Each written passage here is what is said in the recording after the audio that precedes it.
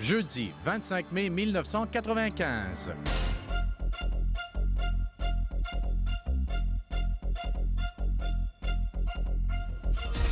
C'est fait, c'est maintenant officiel. Les Nordiques quittent Québec, ils s'en vont à Denver. Les nouvelles exigences de l'industrie du hockey, la taille du marché de Québec et l'absence d'une aide gouvernementale adéquate sonnent le glas des Nordiques à Québec. J'étais en Roumanie et c'était dans un journal de sport à Bucarest. Il y avait un petit encart disant que les Nordiques quittaient pour le Colorado. J'étais bien entendu bouleversé. 10 ans après l'annonce fatidique, on ne dirait pourtant pas que les Nordiques sont réellement partis.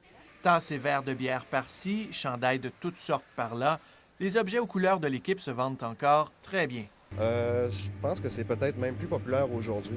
La façon que j'explique ça, moi, aux gens, c'est que je leur dis avec humour que c'est les Elvis Presley du hockey. Bonjour! Puis je suis un petit peu nostalgique, puis on l'amène à Vancouver, puis c'est le fun de porter ça là-bas. Les gens nous questionnent sur la rue, puis c'est toujours intéressant de dire qu'on vient du Québec, puis oui, on les manque, ils nous manquent les Nordiques.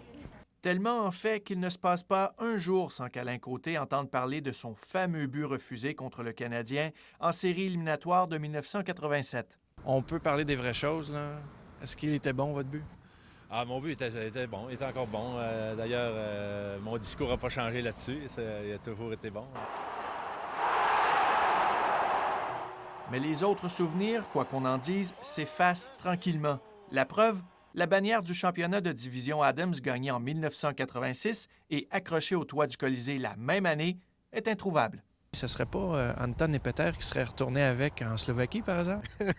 je ne sais pas, mais tout est possible. Ah, là, je ne sais pas qui l'a, par exemple. Ça va être un nostalgique aussi.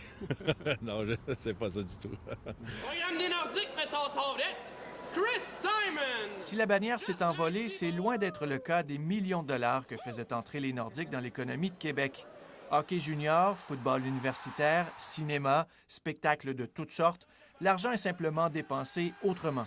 C'est certain que s'ils avaient le choix, ils aimeraient encore renouveler leur billet de saison puis aller au match des Nordiques, mais ils sont plus là, donc ils doivent faire autre chose. La vie ne s'arrête pas parce qu'il n'y a plus d'équipe de sport professionnel, malheureusement. Et un retour des Nordiques à Québec si le lock-out dans la Ligue nationale de hockey se termine avec l'imposition d'un plafond salarial et d'un contrôle serré des finances, folie de partisans ou possibilité réelle? S'il y avait à Québec le dynamisme qu'on sent à Winnipeg, on pourrait avoir de l'espoir pour une équipe de sport professionnel majeur, mais disons que pour l'instant, c'est ambigu. À Québec, on rêve, mais au Colorado aussi. Des rêves probablement plus réalistes, ceux d'une 3e Coupe Stanley en une dizaine d'années à peine. Philippe Leblanc, Radio-Canada, Québec.